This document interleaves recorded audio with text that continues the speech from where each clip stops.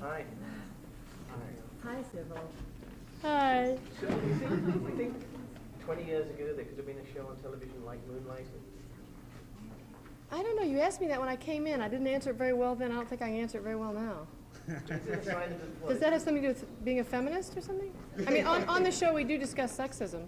We have arguments. My character and David Addison, we have huge screaming fits about what it is to be a sexist. And he usually gets the last word. Well, not always.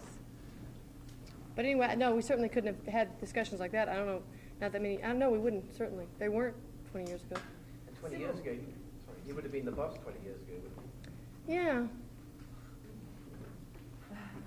Cybill, you have emerged certainly help as us. a primary role model for women. What kind of a message do you think, through the show and personally, you're emitting? Well, I hope I give a feeling of strength and command, and my character, Maddie Hayes, is a woman that is not having involvement with a man, but is also not dying from it. She goes home on Friday or Saturday night, doesn't have a date, and doesn't suffer too much.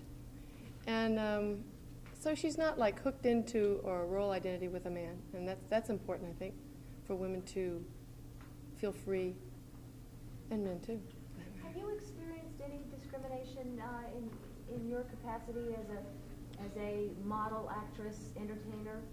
Yes, I found that when I was surrounded with a male director and 2 male stars, that I did better off if I had suggestions to go through one of the male stars to the company, because anytime I made a suggestion, and there weren't earth-shattering or anything, that they would never be even listened to.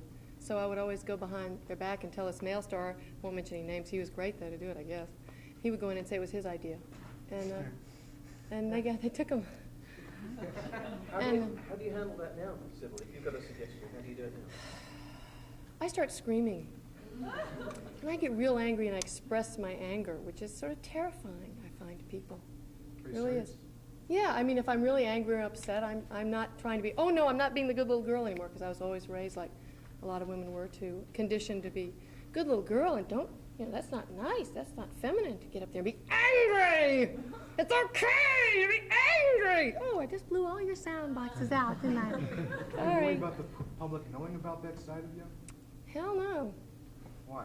Because it's part of me. What can I do about it? I'm not going to hide it. I don't mind. I think it's good and that people know those things about, that they know the weaknesses, and, well, that's not a weak, I think that's a strong. I mean, I think you have to stay angry. I mean, how can you be in this world today and not be angry? I mean, not that I'm happy, I'm happy, I'm not like, well, you know what I mean. Did you realize, Cybill, the first time you wore Reeboks, what you were starting? No, but I don't know. I see people either loathing me for doing this. How dare she be comfortable? Well, if I was really brave, I'd take this belt off, okay? Anyway. Is there a part of you, something that you take for granted every day that you owe directly to the women's movement? Oh, lots of things. I think it's real important, first of all, to use the word feminist because of the women who gave their lives and health and sacrificed for hundreds of years. And I feel that it's real important to use that word because we are where we are today because of a lot of women's sacrifice. And I think I owe it anyway. I feel that I owe it to use that. Another question. Mr. Willis is venturing out now into records and HBO specials. Is he a Where's shrewd- my venturing out? I don't know. I'm here tonight. That's my Excuse question. me. What's Where's your my next- venture out? What's your next project? And is he a shrewd venturer? What's your I advice don't to him know. as- I wouldn't dream of deciding whether or not he was making the right choices. It's very difficult choices to make, though, because when you're way up at the top, you're looking down. It's awful far to fall. It's kind of scary. I've fallen, so I'm not too scared. After all you've been through, do you worry about anything now? Never. If you believe that, no, I worry a lot. But I'm interested in the transition to character actress. Thank you. Thank you.